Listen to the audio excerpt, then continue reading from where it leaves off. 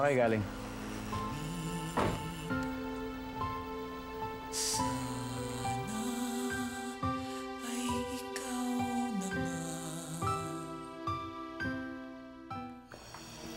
Carlos Miguel. Nagpasama kasi sa akin si Cecilia doon sa dati niyang classmate. Pinuntahan lang namin. Sabi sa akin ni Apollo, nakita daw kayo nag-lunch sa isang restaurant. Bago kasi kami pumunta sa bahay ng classmate ko, kumain muna kami. Halika na, love. Pahinga na tayo.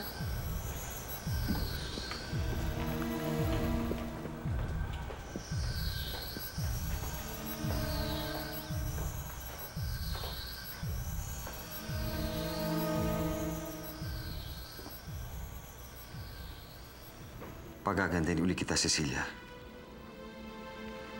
Ibabalik natin ang dating mumukha na ninakaw ng magkapatid na Villavicer. Pero Gilbert, paano? Ang alam ko, wala ka rin pera. At umaasa ka lang sa mama mo. Kaya nga gagamitin natin sa Consuelo, di ba?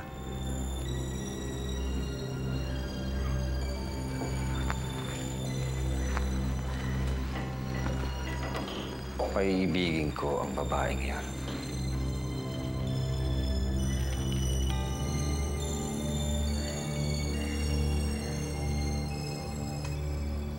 So far, base sa resulta ng x-ray niya, wala naman nakitang bali sa buto niya. Konting pahinga lang ang kailangan niya na bukas pwede niya na siyang iwi. Thank you, Doktora. Okay. Anyway, kung may kailangan pa kayo, tawagin niyo na lang yung nurse, ha? Salamat. Bye-bye.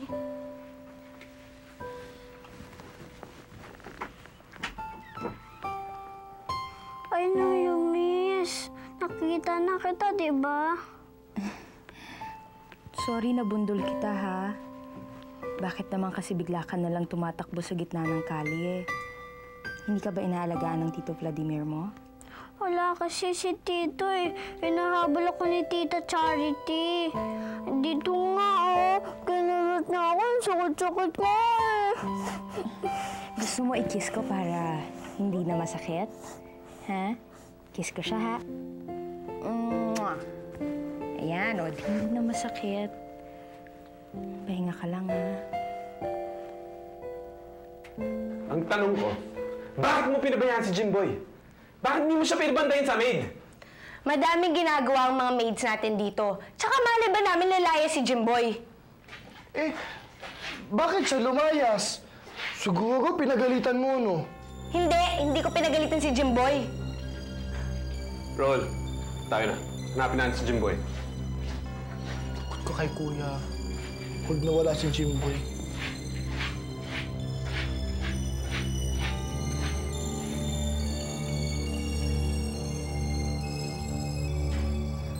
Tama na. Tama na. Tigilan mo na ako. Tigilan mo na ako sa Enrique. Ano sabi mo? Jose Enrique?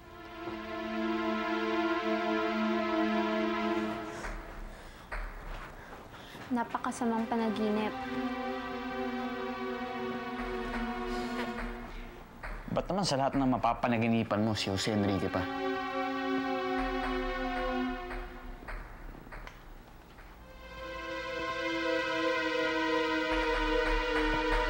Nakakanta ko na si Vladimir. On the way na raw siya dito. Mabuti naman. Para makausap ko siya. Hindi niya dapat pinapabayaan ng ganito na lang yung bata. Kung may nangyaring masama sa kanya, hindi ko alam kung paano ko patatawarin ang sarili ko. Bakit ba ganyan na lang concern mo sa batang yan?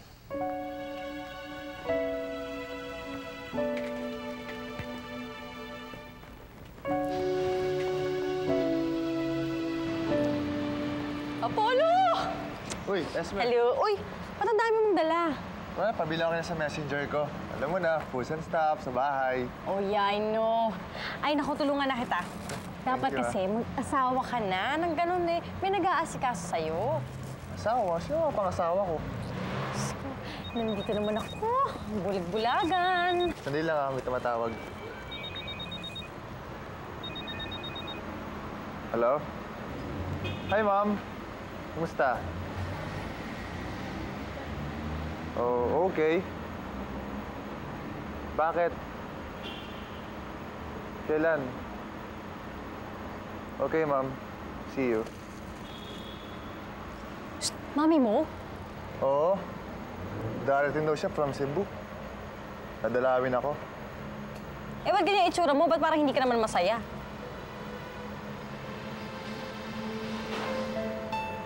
Yan, oh. Isa pa. Eh, ayaw ko na po eh. Last na lang para makaalis na tayo dito sa hospital. Ayaw ko na po. Please, for Tita Cancela na lang. Thank you. Ayan, good boy. Jimboy? Tito Vladimir! Kamusta ka na? Mabuti po. Andito ka lang pala eh. Hinahanap ka namin. Ano ba nangyari sa'yo? Ikaw ba si Raul? Oo, bakit? Kapatid siya ni Olga. Sama mo talaga. Yung bata-bata ng pamangkin ko, dinisgrasya mo. Teka lang, Mr. Vladimir Gaston. Pwede ba bago ka magalit sa akin, sisihin mo muna ang sarili mo sa kababayaan mo dito sa batang to? Alam mo ba, pwede kitang isumbong sa DSWD. Pwede kitang idemanda. Pwede kitang ipakulong. Tito Vladimir, wag mo siyang awayin. Mabait naman si Tita Consuelo eh.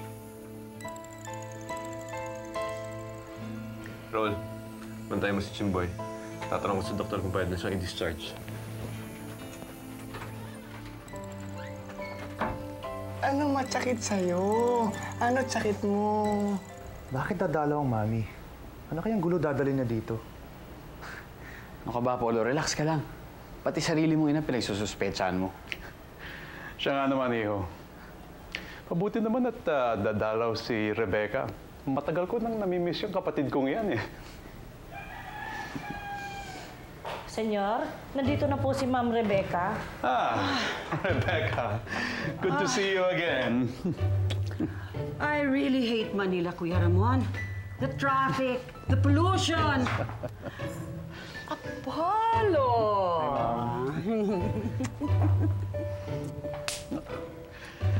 Bakit ka ganyan?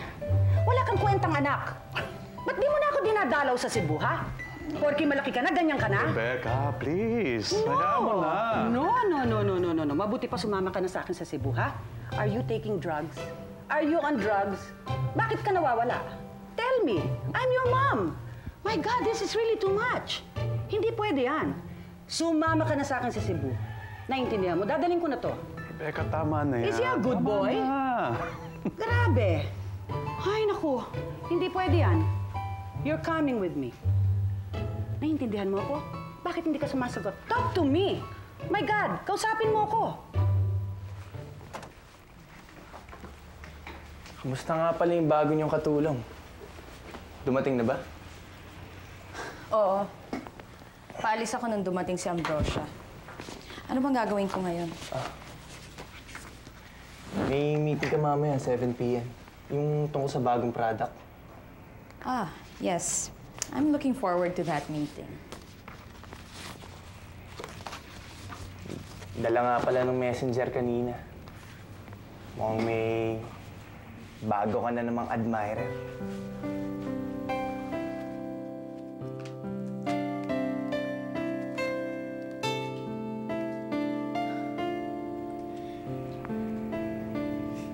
Si Gilbert.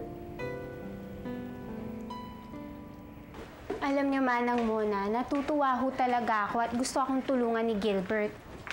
Kaya lang ho natatakot ako para sa kanya. Hindi niya kilala yung mga kaaway ko. Hindi niya alam kung anong pwede nilang gawin. Ayaw mo bang bumalik ang dati mo mukha? Gusto po. Gustong gusto ko. Pero kung ano man ang balak ni Gilbert, pabayaan mo na lang siya. Gusto ka niyang tulungan.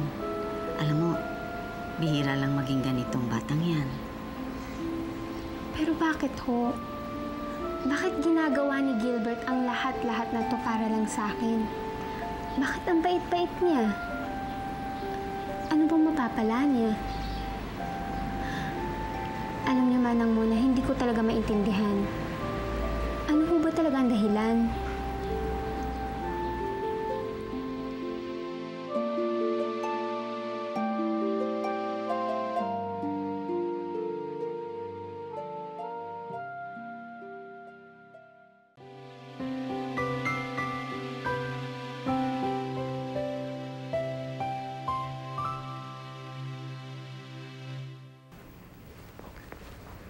Pinatawag mo ako. Oo. Simon, mag-order ka ng prutas. Pangalan mo, kay Jimboy. Padala mo sa bahay ni Vladimir. Eh, bakit pa? Simon, huwag mong pakikialaman ang desisyon ko. Gusto ko lang matuwa yung bata. Bakit nga eh? Simon, gawin mo na lang yung inuutos ko sa'yo. Umalis ka na. Bilisan mo.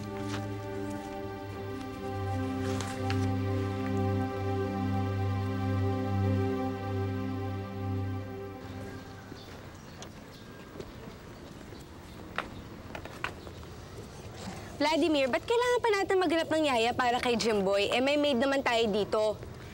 Hindi nila mababantayin yung bata dahil marami silang ginagawa. Mabuti na may tumitingin sa pamangkin ko.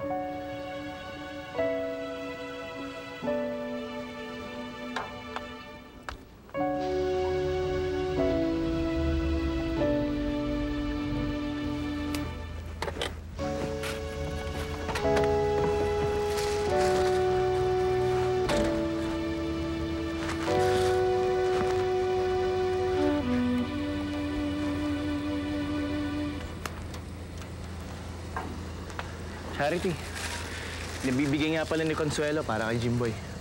Bakit? Paano nakilala ang pamangkin ko? Hindi yung ba alam na siya nakabangga sa bata? At alam mo ba na malapit ang loob niya dun sa pamangkin mo? Kaya nga nagtataka ako eh.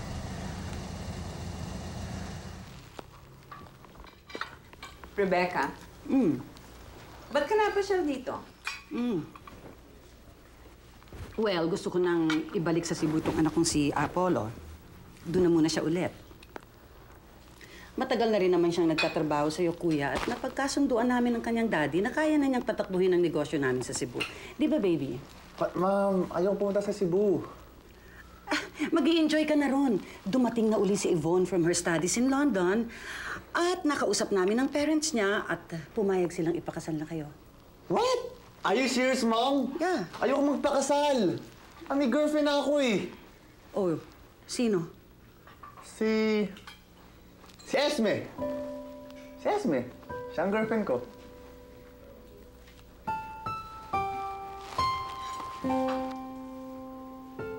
Ano? Ako? Girlfriend mo? Ba't kailan pa? Ngayon. Simula ngayon, girlfriend na kita. Ang ibig mo sabihin? Love mo ako? Hindi, no. Kunwari lang. Alam mo, Esme, pag di mo ko tutulungan, pipilitin ako ng mami ko tumira sa Cebu. At ipapakasal niya ako doon sa babaeng nirereto niya. Hindi ko mahal yun, tsaka ayoko doon eh. Esme, please. Nagmamaka ako sa'yo. Magpanggap kang girlfriend ko. Akong bahala sa'yo. Teka. Mahirap yung pinapagawa mo sa akin. Eh, syempre, ayoko naman mapunta ka sa Cebu.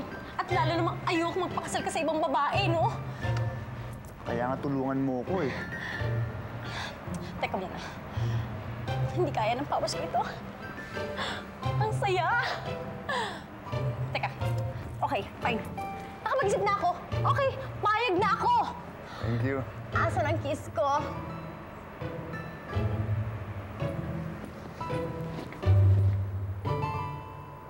Polo?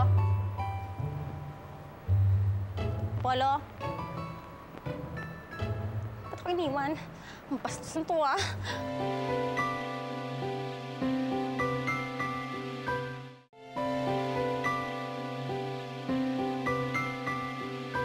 Pwede na siguro tayo magsimula.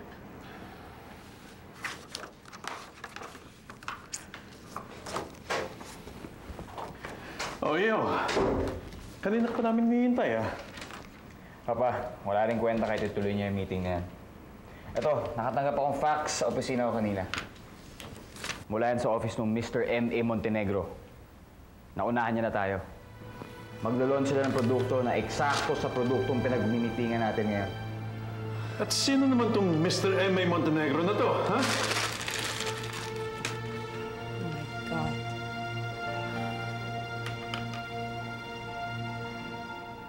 Ano ba? Aandar pa ba yan? Oo, sandali lang yan. Matatapos na yan eh. Sandali lang. Kakainis naman kasi itong amo natin eh. Bakit ba kailangan pati bahay niya linisin natin? Samantalang ang sweldo natin, para sa trabaho lang natin doon sa opisina. Yan nga eh. Huwag ka na magreklamo. Ang hirap-hirap maghanap ng trabaho sa ngayon eh. Tulungan mo kasi yan, ano?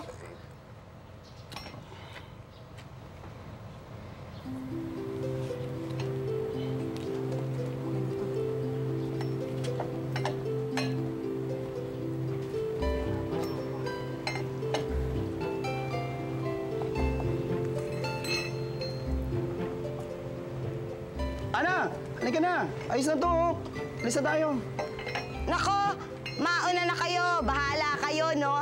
Nakahanap na ako ng bagong trabaho. Alis na! Kayo na maglinis doon.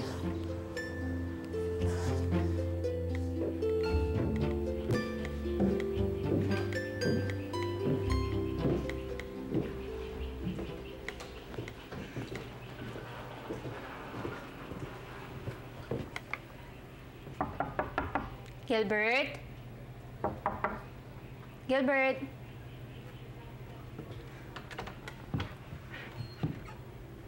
Gilbert, nandito na yung almusal mo. Gilbert? Gilbert? Gilbert? Gilbert! Manang Mona! Manang Mona si Gilbert! Gilbert! Manang Mona!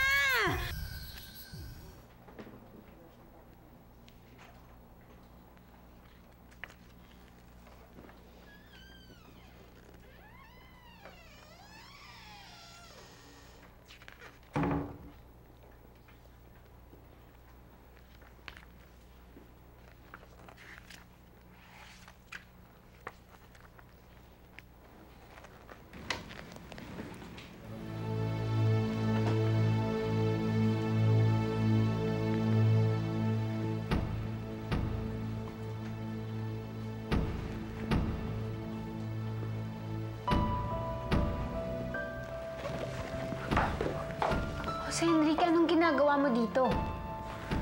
Wala eh. Gusto lang kita makita. Namimiss na kita eh. Pwede ba lumabas ka na? Sige, lalabas ako pero bigyan mo muna ako ng isang halik. Ayoko nga. Ayoko. Isang halik lang na may hiniling ko sa'yo. Hindi mo ba maibigay? Ayoko nga. Halikan mo ako, hindi. Jose Enrique, ano ka ba? Eh, mas masahol pa nga yung ginagawa natin dito eh, di ba? Halik lang, di mo pa maibigay ngayon. Halikan mo na ako. Ako pa, halik sa'yo. Jose Enrique, ano ba? Anong nangyayari dito?